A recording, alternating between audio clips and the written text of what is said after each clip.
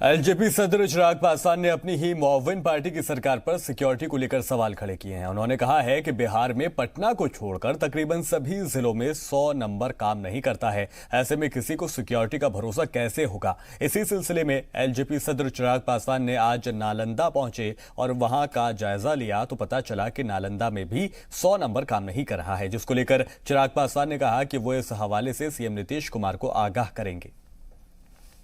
बढ़ता जा रहा है, जबकि हमारे मुख्यमंत्री जंगल राज का ही विकल्प बनकर आए थे।